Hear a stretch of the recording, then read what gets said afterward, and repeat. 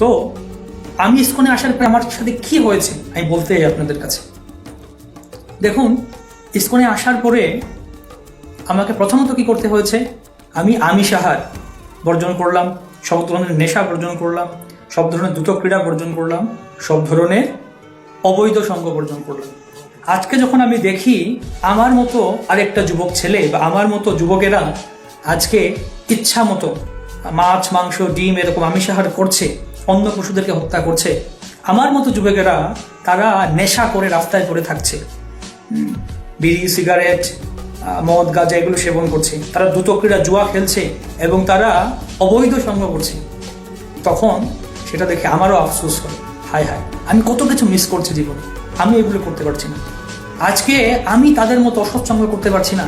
আজকে আমার মতো যুবকেরা যখন দেখি পত্রপত্রিকায় পড়ি তারা অপরাধ করছে, অন্যায় করছে, অবশেষে জেলখানায় গিয়ে পুলিশের পিটুনি খাচ্ছে, তখন আমার খুব আফসোস হয়, হায় হায় ইসকনে এসে কত কিছু থেকে বঞ্চিত হলাম। যদি ইসকনে না আসতাম তাহলে আজকে আমিও হয়তো তাদের মতো জেলখানায় বসে পুলিশের হাতের পিটুনি খেতে পারতাম। কত মজার জিনিস, কত আরামের জিনিস, সুস্বাদু। আজকে আমার মতো যুবকেরা আজকে এই সমাজের চাপে, হতাশা, স্ট্রেসে ভুগছে।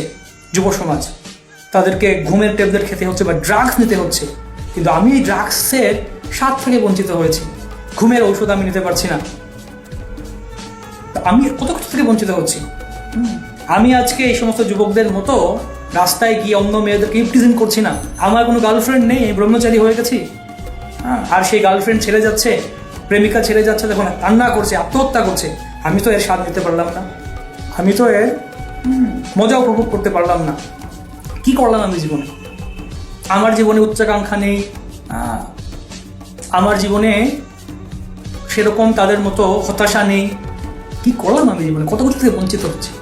তাই আমি আপনাদেরকে সতর্ক করতে চাচ্ছি, যদি আপনারা এই 84 লক্ষ জীব প্রজাতির মধ্যে ভ্রমণ করতে চান বা আপনাদের ভ্রমণটাকে অব্যাহত রাখতে চান, যদি এই জন্ম, মৃত্যু, জরা, ব্যাধি, এই চক্রব্যূহের মধ্যে আপনাদের গমনাগমন, আবর্তন, ঘূর্ণনকে আপনারা অব্যাহত রাখতে চান এবং সর্বোপরি এই মায়ার বন্ধনে আবদ্ধ থেকে মায়ার এই ত্রিতাপ ক্লেশ, আদি ভৌতিক, আদি দৈবিক, আদি আত্মিক, এই 3টি ক্লেশের দ্বারা জর্জরিত হতে চান এবং খুব সুন্দর যেই জায়গা নরক, সেই নরক নামে অতি সুন্দর জায়গার প্রতি আপনাদের অন্তিম যাত্রা, সেই যাত্রাকে আপনারা অব্যাহত রাখতে চান, বরঞ্চ তীব্র গতিতে এই নরকের দিকে ধাবিত হতে চান, তাহলে আপনাদের প্রতি আমার পরামর্শ, আপনারা কখনো এই আন্তর্জাতিক কৃষ্ণ ভাবনামৃত সংঘ ইসকনের সংস্পর্শে আসবেন না। কখনো হরে কৃষ্ণ মহামন্ত্র জপ করবেন না। হরে কৃষ্ণ কৃষ্ণ কৃষ্ণ হরে হরে, হরে রাম রাম রাম হরে হরে, এই মহামন্ত্র কখনো জপ করবেন না। কখনো শিল প্রভুপাদের কোনো গ্রন্থ পড়বেন না।